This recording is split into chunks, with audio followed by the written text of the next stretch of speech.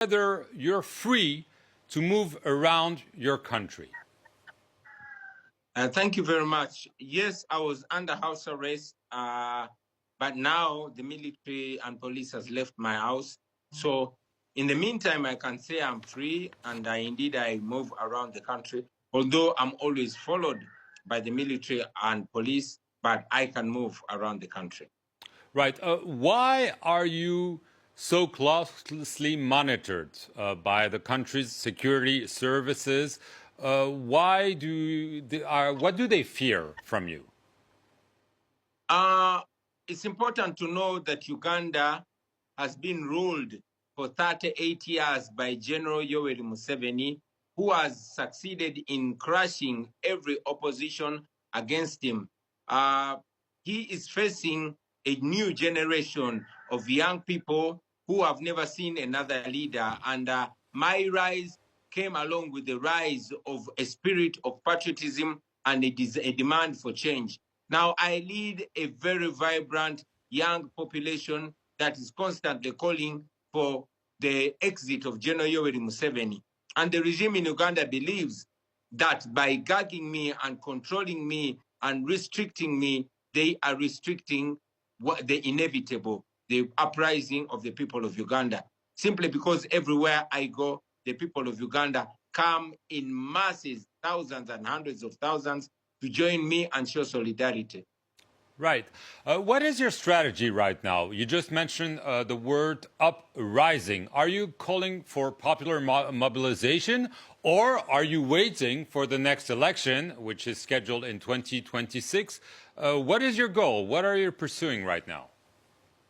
We had an election in 2021, which my party and I strongly believe we won. This is an election that happened in complete darkness. The internet was completely switched off. The European Union and American election observers were restricted from coming to the country. Radio stations were switched off, and myself and my entire campaign were arrested. I was under house arrest while the rest were in prison. Many of them continue to be in prison. But that was not the first time. Dr. Kizza Besigye had defeated General Museveni in 2016, but the same thing had happened. While there is an election in 2026, we strongly believe that General Museveni is intending to do what he did in 2016 and 2021. Therefore, we are mobilizing the people of Uganda to affirm their authority, to rise up non-violently and unarmed, because it is provided for in our constitution to throw out General Museveni. So yes, we are calling for civil disobedience. We are calling for a moral uprising. We are calling for a revolution. And that explains why I am always gagged and always controlled and restricted.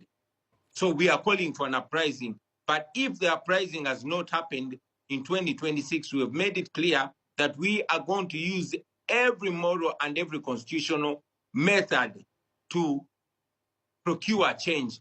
And yes, if we go into an election, we'll go into an election as a means, as a spark for the revolution that we so badly want.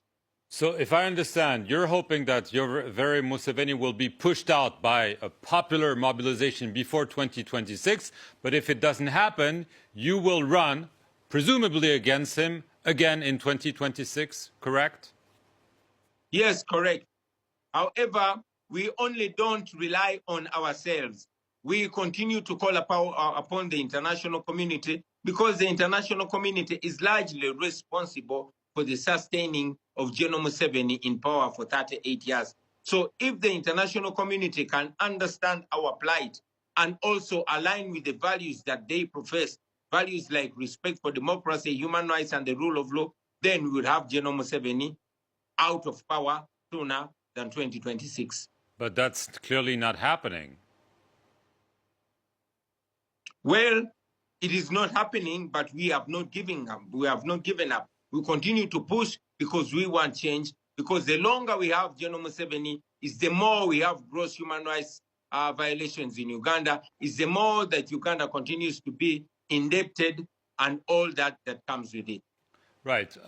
Bobby Wine, you mentioned that in passing, but a few years ago, your driver was killed in what you describe as an attempt on your life. You were arrested. I mean, are you still afraid of being arrested, or even worse? And have you received threats about this?